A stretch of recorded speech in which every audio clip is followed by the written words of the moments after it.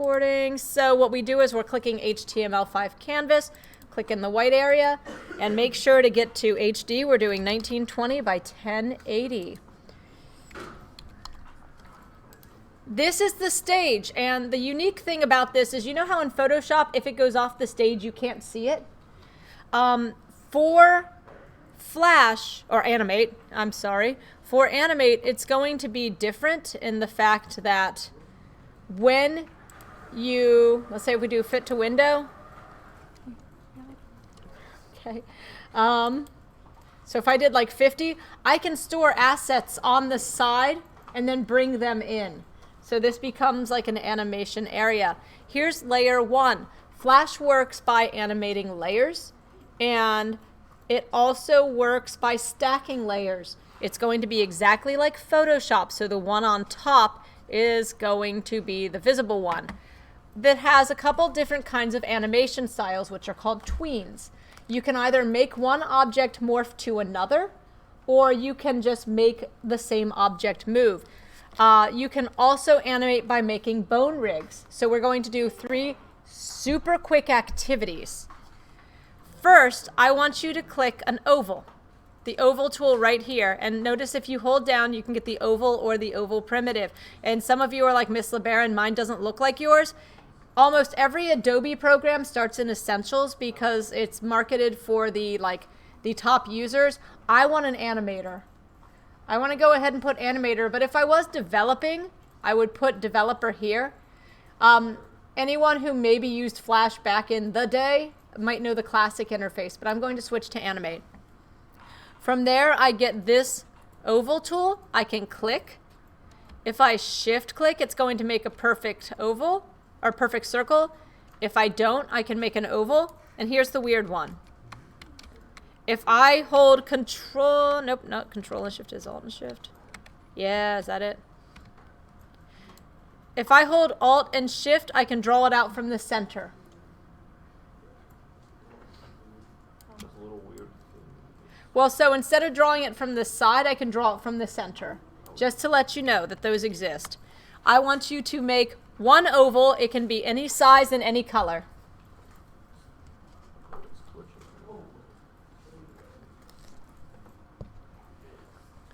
After you've done that, I see that our animation right here is 24 frames a second, right?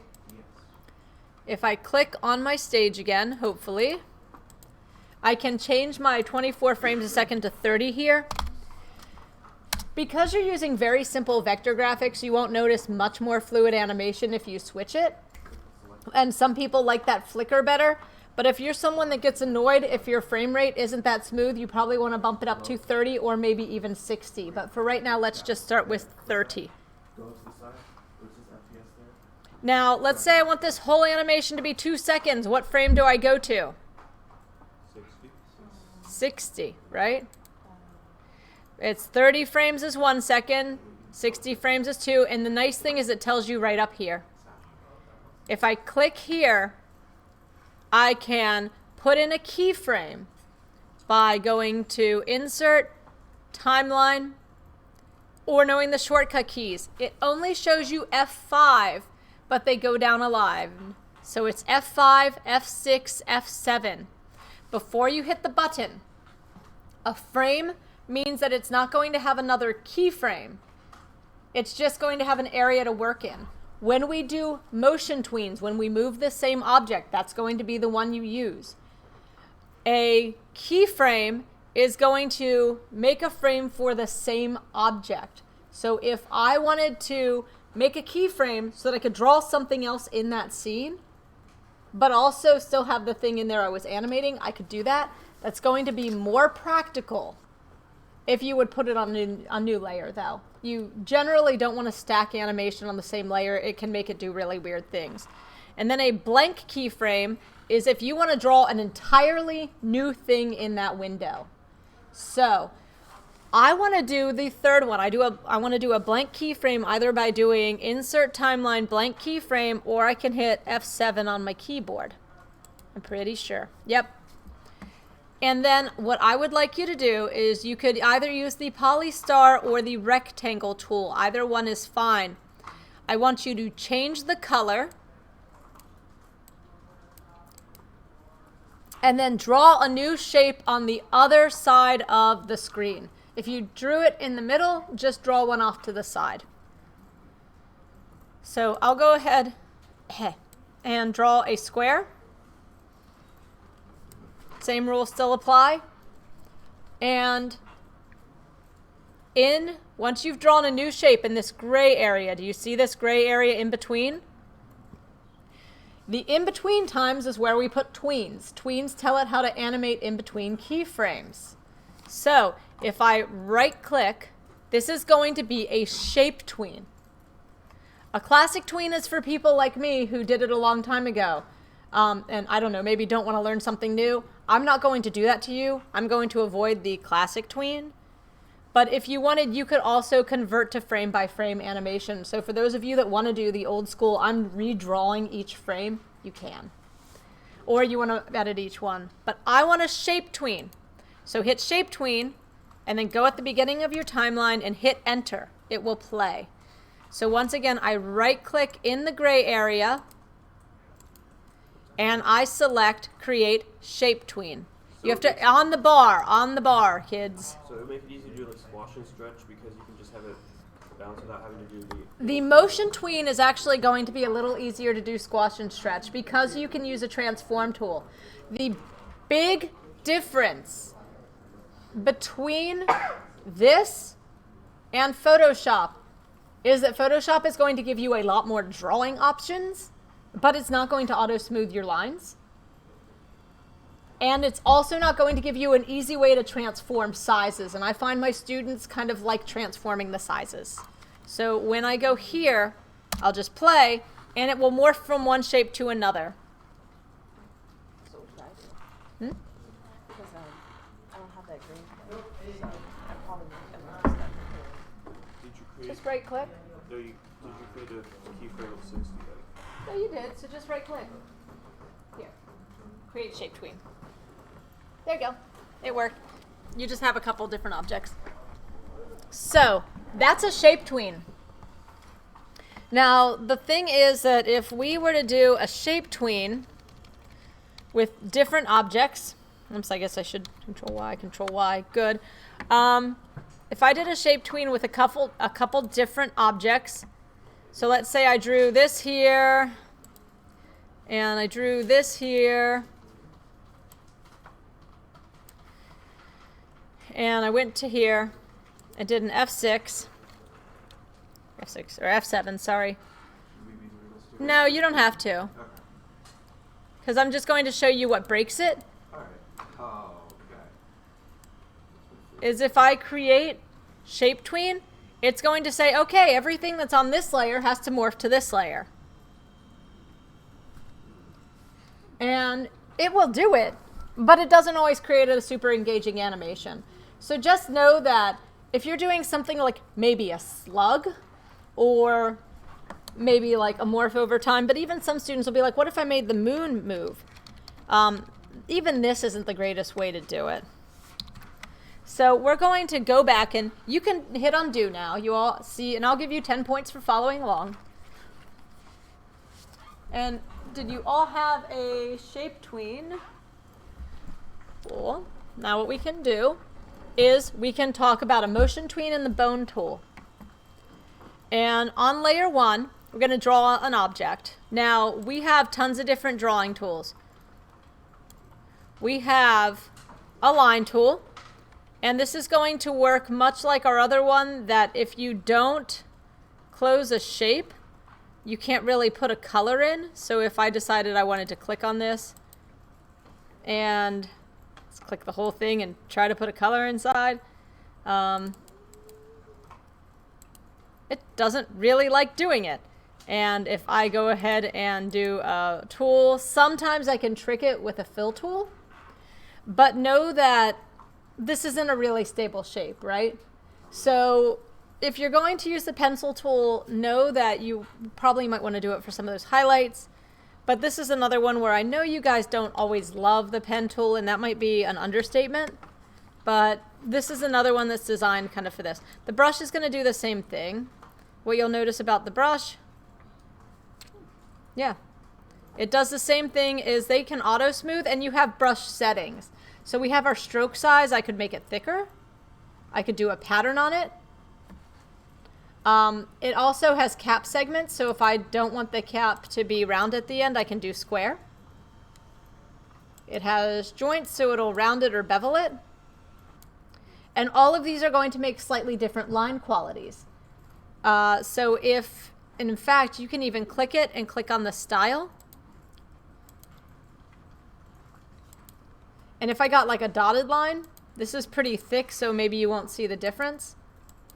But if I got down here, now you're starting to see some of these textures you might have noticed in Foster's Home for Imaginary Friends, right? Like, here we go, like, we have this one that's going to have that slight line. And I find that it was a little bit of a custom brush. But it's right here. This is the one they morphed to pretty much make blue. So if I increase the stroke on that a little, you'll kind of notice, see? So they customized it, but it's a little bit of a scribble brush with some gaps. So you have a lot of different brush options you can choose to play with. What I want to show you, though, is kind of how odd this can be sometimes and how destructive it can be. So let's say I want to make a moon. I don't know, we'll go, how about that yellowish? That's a good moon color. And I go ahead. Oh, whoopsie. All right, and I click this and I fix it. If I drag select over it, notice that it only selected a piece of it. If I hit delete, it'll just delete that piece of it. If I decided I wanted to customize this shape, I could grab a lasso tool, customize the area I want to cut out, and hit delete. If I wanted this to have a new outline around it, this is a fill tool and this is an ink bucket. It will fill the outline around it. Yes. So I have a question. Mm-hmm. Is there a way to make it so that when objects overlap, they don't show white? They just... So I have to kind of go over a couple different things that may answer your question. And then after that, if it doesn't answer your question, boop, do that. If it doesn't answer your question, we'll kind of address it. Then I'll try to help you. And I know that's not a great answer, but if I draw an object and I draw another object over it and they are the same color, sometimes it will automorph them and sometimes it will read them as separate objects. And you may want to try this, draw a shape and then draw another shape over it. Not the whole thing, but just part of it. Now here's the interesting thing. If you delete that shape, it's going to delete the other area behind it. It's just one of those ways that Flash works for drawing. That's not what I was talking about. I know, but I have a couple things I have to show you, and then I will see if any of them answer your question.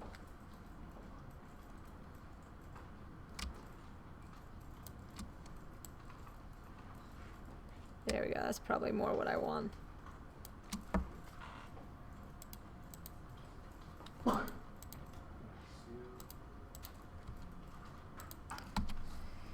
Now, if I wanted to modify a spot, so if you draw something over it and delete it, you're going to see that it deletes it and leaves a white area behind it. If I grab this tool, I can select my shape and do what I did with any time I have a Bezier. I can adjust the Beziers. That's going to be my white select tool. So the black select tool is going to select the whole thing. This is usually called a sub-selection tool, or the white arrow is what a lot of my students will call them. When you tend to click on something, it will allow you to modify it, but I think I just modified it too much because now it's not reading it. There we go, thank you. And then I could, you know, go through and adapt this however I wanted. My original shape was fine. But if I wanted to do, I don't know, like a little nose on it or something, I could morph it. Now, when I want to animate this, if I want this object to move, It's going to be very inconvenient, one, to sit there and do a shape tween for everything when you don't want it to change shape, right? And two, it'll be incredibly inconvenient if I keep drawing over things and they get erased. So once you have a shape you want, one, you do want to use different layers, but two, to make it an object that won't be erased if you draw over it, and to make it an object that's easy to be animated, I want to make it something called a symbol. So if I select this, I might drag select just to make sure I get everything if I had an outline. And now I want to right click, and do you see it says convert to symbol F8 here? That's going to make it an object, and I might call this moon. If you made something else, just convert it to a symbol and name it whatever you want. It could be like jagged pink thing. That's fine. Mm-hmm. Yep, right click and convert to symbol, and I'm going to get a menu. 9 times out of 10, you want to leave it to a movie clip. A movie clip has the ability to be animated and looped. Now, if you wanted to do something like a countdown in your animation, if you wanted to go like 10, 9, 8, 7, 6, 5, 4, 3, 2, 1, and once the animation's done, it doesn't play again, that would actually be a graphic. A graphic will play once, and then a button is something you can hit. So if you wanted to do interactivity, you would hit that. So you hit OK movie clip, and now it shows up here. I could drag this in and put as many of these in as I wanted. I could click free transform, and I can scale them up and down. I can also animate it now. So if I had like a little moon here and a little moon here, I don't know why I would want 3 moons to go across the sky, but I could. But what would I probably want to do if I wanted 3 moons to animate? I would probably do an edit, cut, make a new layer, and then what's an edit, paste in place. That will put it in the exact same area in a new layer. Oh, that's right. Because you don't want to sit there and have a bunch of animations in the same layer. And so let's say I just wanted to do a test. I want to animate and see what this one looks like if I go straight across, and I want to see what this one looks like if I curve. I can go to F6, and remember how we did that insert blank keyframe before? This one, we're just inserting a frame.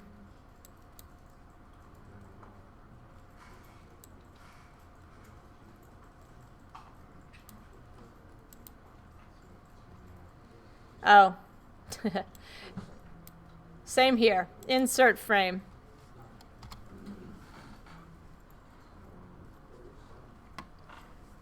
And so I want everyone to go ahead and do that. Go to frame 60. You don't need 2 frames, but wherever you are, go to frame 60 and insert a frame. And it looks like some of you are doing things already like making eyes and making this, and those would work really well. Eyes are one of the perfect examples of making a motion tween, which is what we're going to make now. So once I have this, I can right click and say create motion tween. And all that did was turn animation mode on. So now if I want, once I've turned on motion tween, just once again by right clicking and adding it here, I can drag this, go to my frame 60, just drag it across. And now I have a path for the animation. It should have like a little blue line. Now the cool thing, so you just want to click and drag that object. The cool thing is, do you see this path? You can move this too. So I could sit there and you know how when we did, we had to go through in Maya and move the menu? Here, we can actually just grab this and let's see if I can do it. Come on, you. Normally, you actually listen. Bink. Bink, bink. You're gonna let me grab a dot. You're not gonna let me grab, oh, there it was. There was the icon I wanted. There we go. So, this was a little inconvenient, but I grab, once you have your line, you grab your selection tool. That's a shortcut V if you want. If you put it near the line, what you're going to get is an arc tool. Do you all see that? If you put your animation towards that, you'll get an arc tool. And you can click and drag it. And you can change the animation path that way as well, without having to sit there and manually keyframe all of those parts. You can also grab the white select tool, the sub-select, and you can change the individual Beziers. If I've done a lot and anyone's lost, once again, I am going to put this on YouTube, I promise. And I can do the same on another layer. I could go ahead and say, hey, you move here. And it's going to give me another, do you see how these are layer colors right here? This one's blue, this one's purple. On this one I have a purple line. It's just going to show the animation in the color that my layer is. And you can click these and change them too. If you double click it, you can change the outline color. And if you turn it on and off, it'll go to outlines.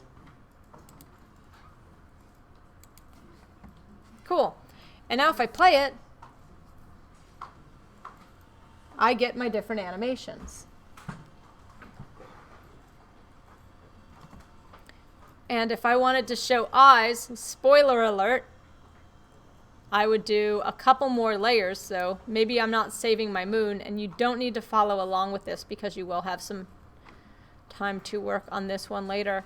I can trash my layers by hitting the trash can.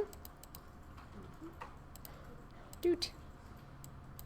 And for eyes, I would ultimately kind of need 4 layers. I guess I'll put a face on here. What color should the face be? Blue. That seems to be like our color, right? Every time we're like, blue. I'll do that blue. How about that blue? That's an alright blue. Cool. Alright, so I'm going to do eyes. And the nice thing is that if I draw an eye, I can grab my ink bottle tool. I hear people clicking. If you want to follow along, you can. Not necessary, but you can. I can grab this tool on a new layer.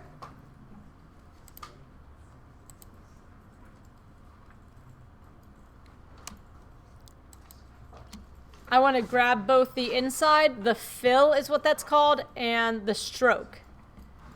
But if I wanted, I could convert this to a symbol. Call it like eye white. And then knowing I have the exact same object, I could drag it here and use it again. It's going to be the same for the pupil. If I go ahead and I have a pupil, I'll go on this layer.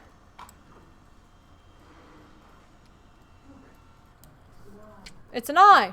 Sweet, right? And then I'm going to go ahead and right-click Convert to Symbol. Pupil. And then I can drag it again. Not moon, pupil.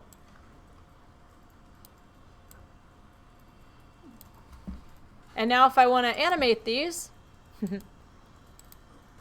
oopsie, what did I do? Bad teacher, forgot to click on the layer they wanted before they dragged the pupil in. It's Friday, I want. So anyway. And now I could just move these around. If I wanted them to look up, I could drag it up. If I want him to look over, I could drag it over. I could do one of those kind of like, I could drag them both together if I wanted. I could break it and drag it to the other side. Whatever you'd want. And then, when I play it, it'll animate.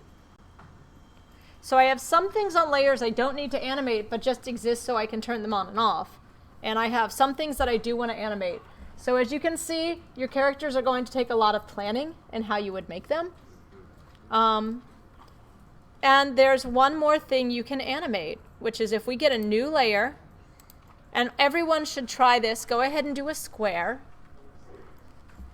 On a new layer, frame 1, make a square, rectangle-ish thing, that type of thing, whatever. So I do want everyone to try this. Somewhere, make a long rectangle square-ish thing. It needs to be long because we're going to put bones in it and make it move. Mm-hmm. I forget what they're called in here. Are they called bones or are they called joints? Bone tool. Sweet. So I can, once I draw a shape, and you don't need to worry about the color. You can if you want. You go click, and with it selected, you're going to drag, drag, and you drag however many joints or bones you want in this. And it's going to pin it in this area. And it actually goes automatically in an animation mode.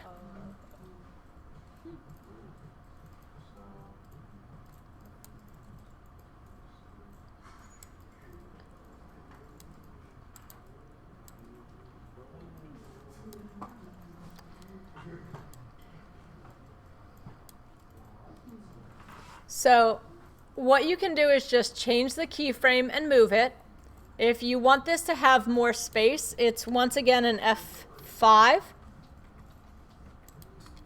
fact, anytime you want to extend your animation, you can just do more F5s. And you can just physically click the bones in this and move them. How do you move the what?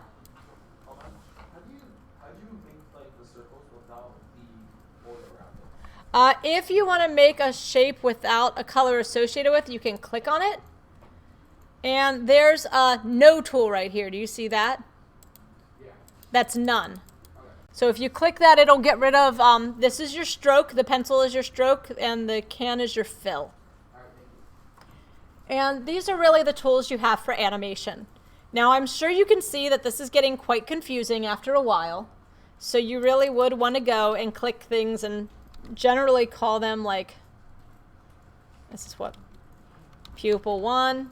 And actually it would probably be more beneficial for me to write pupil right and pupil left. So this would probably be left, this is right. And to label things, I can also, if I have different characters, make folders. So if I decided that everything in this folder was a scene, oh, that was a layer. I want to hit folder. Folder. There we go. Is I can take this, like if I wanted this to be the face, I could shift click all of these and put them in folder 1. Yeah. And now they're all in a folder so that I know that all my animations for my face are together. So I could name this folder face. And normally in Flash animation, if you have different characters, you normally have different folders for each character, and you might have different folders for each part of the character just to organize it. What I want you to do is a simple, let's say 5-second animation where you animate one simple character. That's going to be for Monday and Tuesday, and if you finish early today, you can do that today. And what I'm going to do is give you just a work time. As you saw, you could make a really basic face and get it done in one day if you need to catch up on other stuff. But I do want you to kind of experiment with the tools. And if you wanted to do something more complex,